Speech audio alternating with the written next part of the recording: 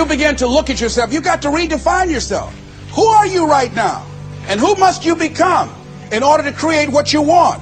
What has to change about you? What is it that you're doing right now that would be a liability for you? As you begin to look toward the future and take inventory of yourself, what is it about you right now that you've got to leave this behind because this no longer fits? Looking at where you want to go and the kind of person that you must become, the kind of standards that you have for you. What is it that you must do differently? Repeat out to me, please. If you want to keep on getting what you're getting, keep on doing what you're doing. See, that doesn't take an Einstein for that one. All right? It makes sense unless you change your pattern, unless you change the way you're thinking, unless you change your behavior, you're going to continue to produce the results in your life. See, all of us are winners, but some of us are producing results that we don't want. And so all you have to do is look at your game plan, look at your strategy. How is it that you have been being? What is it that you've been doing to produce this? So you're the director, you're the producer, you're writing the script, you're the star of your life. And as you begin to look at your life, you can decide whether or not it's a smash or whether or not it's a flop. That's in your hands. Look at your life, look at where you want to go. Don't worry about your circumstances. Don't worry about your age. I have a friend who's up in age, over 70, and she wanted to build a multi-million-dollar complex. The name is Dr. Johnny Coleman. Lenders and bankers say, you can't do that, you're too old. She ignored them. That building now stands, ladies and gentlemen, a multi-million-dollar structure. But there are a lot of people who would have listened to that. There are a lot of people that would not have even gotten to that point. They would have talked themselves out of even going down to the bank to ask for it, because they've already said no to themselves. See, it's time now. If you want to make this your decade, you've got to start saying yes to your life. You've got to start saying yes to your dreams, yes to your unfolding future, yes to your potential, as opposed to saying no. See, 87% of our self-talk is negative. So you've got to make a conscious, deliberate, determined effort to say yes to your dreams. Take full responsibility for what happens to you. It's one of the highest forms of human maturity, accepting full responsibility. It's the day you know you've passed from childhood to adulthood, the day you accept full responsibility. And another note, learn to reap in the fall without apology. Without apology if you do well, and without complaint if you don't. That's maturity. I used to have that long list of reasons why I wasn't doing well. To explain. You got to explain, right? Otherwise you're going to look bad. I used to have this funny list called Reasons for Not Looking Good.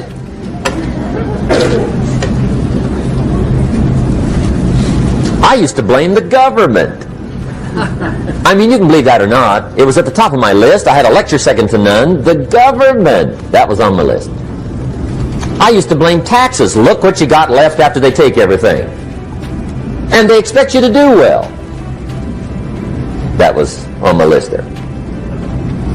Prices, that one's easy, right? You walk into the supermarket with $20, come out with a little half bag. So I had that on the list. I used to blame the weather. I blamed the traffic. I used to blame my car. I blamed the manufacturers. I used to blame the company. I blamed company policy. I used to blame the training program. I blamed my negative relatives. They were always putting me down. I blame my cynical neighbors. They're just selfish, looking out for themselves. Won't loan you money? They were on my list.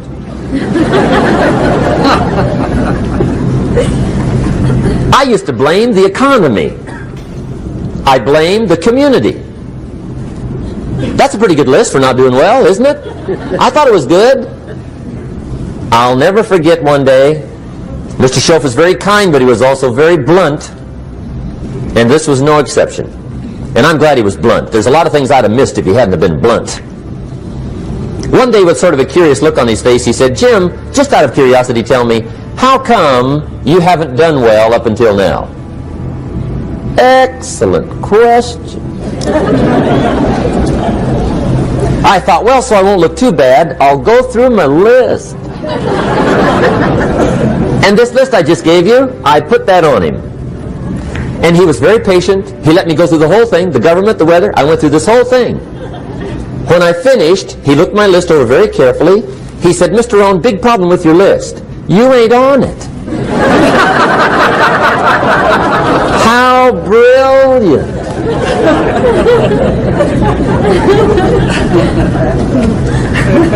When I went to work for him a few months later, I learned very quickly to tear up my list, reasons for not doing well, and I threw it away. And I got me a fresh piece of paper. And I put one word on it.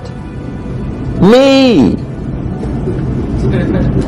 There's a black heritage spiritual that says it's not my mother nor my father, nor my brother nor my sister, but it's me, oh Lord, standing in the need of prayer.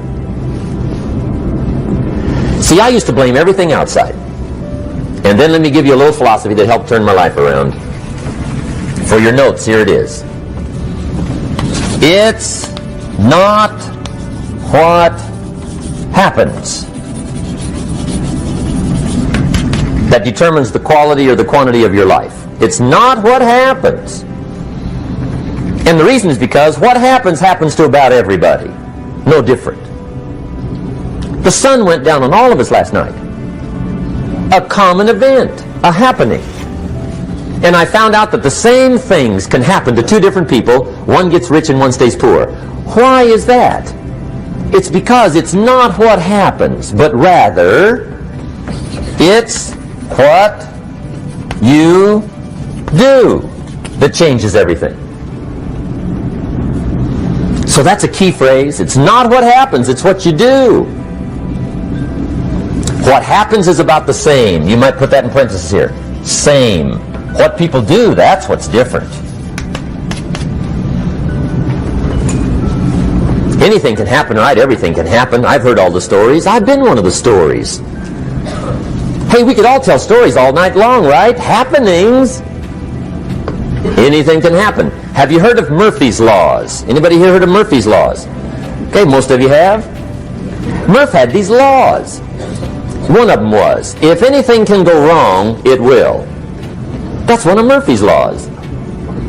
He was not one of the great positive speakers of the day. But anyway, it's still true though, right? Anything can go wrong, everything can go wrong. For sure. I've fallen out of the sky so many times. Once to the tune of a couple of million. Devastating. Took me a while to survive that one. Now, it wasn't all that much, but it was all I had. I mean, that's when it's much, right? When it's all you got. If you got 3, 2 go, you got 1 left, you ain't looking that bad. But when it all goes. Has anybody been there when it all went? Anybody? Come on, the rest of you liars. Go ahead. Hey, we've all been there, right? When it all went. Of course, it used to be a long time ago, right? When you ran out of money, got to 0, you were all through. Heck, now you can whistle right on by 0, right? I mean, they will bury you. That's what they will do.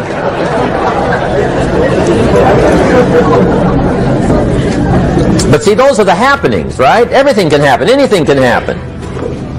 But it's not the happenings. It's what you do about it. Somebody says, yeah, but you don't understand the disappointments I've had. Come on. Everybody's had their share. Disappointments are not special gifts reserved for the poor.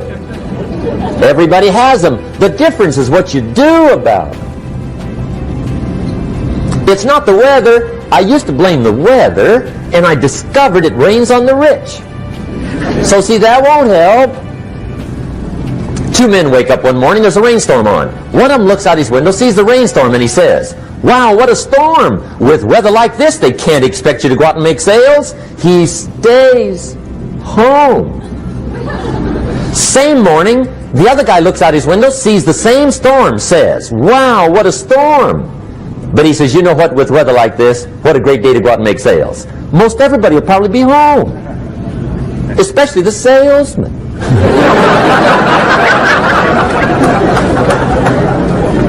See, that's the difference in how your life works out. It's not what happens, it's what you do.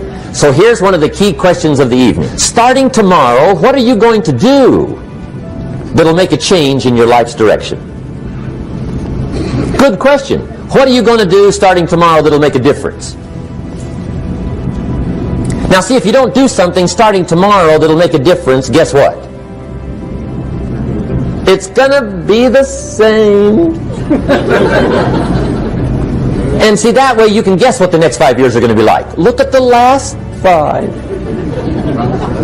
Because the next 5 are going to be like the last 5 unless you, major key, tomorrow, change it all. Or change a little, or change something, or don't change. It's choice time. You can do whatever you want. But it's nice to know any day you wish you can change your whole life. What can you do starting tomorrow that'll make a difference? Good question. What can you do with economic chaos, massive disappointment? What can you do with a broken heart? What can you do when it won't work? Good question.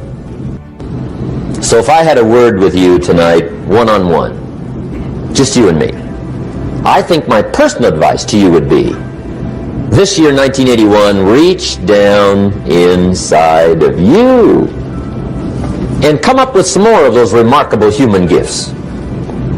They're there, waiting to be utilized. And then change anything for you you want to change. And I challenge you to do that because you can change. If you don't like how it is for you, change it. If it doesn't suit you, change it. If it doesn't please you, change it. If it isn't enough, change it. And I challenge you to do that because you can change. See, you don't ever have to be the same again after tonight, only by choice. If you don't like your present address, change it. You're not a tree.